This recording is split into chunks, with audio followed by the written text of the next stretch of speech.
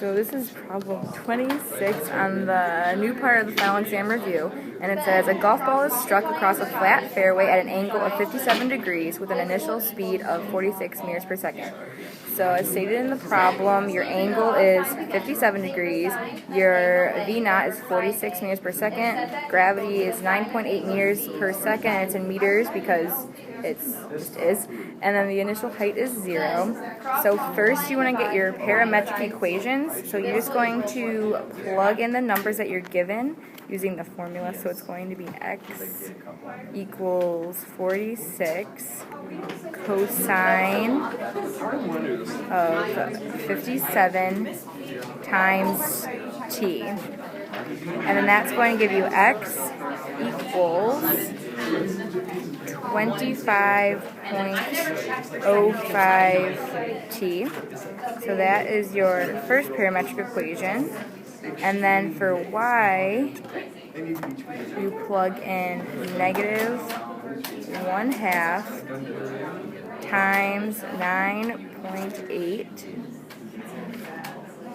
t, and then t squared plus 46, then times sine of 57 plus 0. And that gives you y equals negative 4.9 t squared plus 38.58 t. So that's part I of the problem. And then for part 2, you want to determine how long the golf ball is in the air. And to do that, you need y to equal 0. So you just do 0 equals negative 4.9 t squared plus 38.58. And then you don't have to use the quadratic formula for this one because your initial height was 0, so it's easier.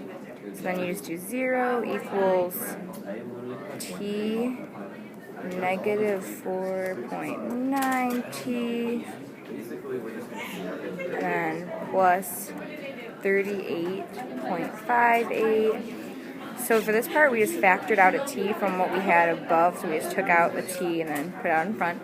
So then t equals 0, and then you can do negative 4.9 t plus 38.58.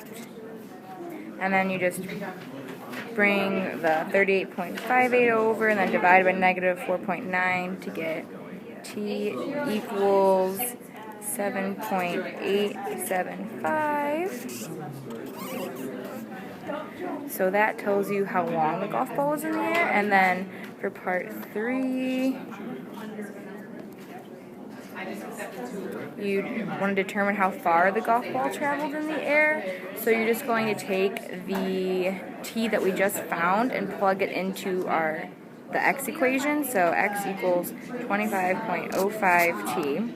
So then the 2 we just found was the 7.875. So we're just going to plug that in. And our k is the number of times solved. So our k is 0, 1, and 2. Alright, and that's going to give you 197.14 meters. Alright, so then next we're going to determine how long determine when the golf ball reached its maximum height, and this is part 4. So for this one, you just divide the time by 2 because the initial height was 0. So t equals 1/2 of. Is that 7.5 or seconds? 7 seconds. Okay.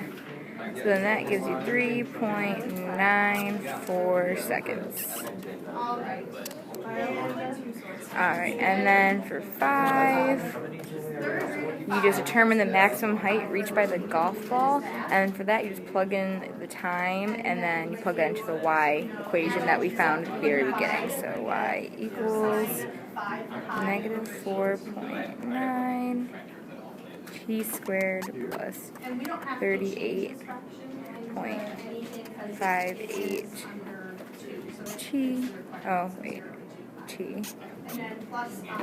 And then so negative 4.9. And then you're going to use the time we just found in the last problem, so 3.94 squared plus 38.58, 8.94, and that gives you 75.94 meters. And that's it.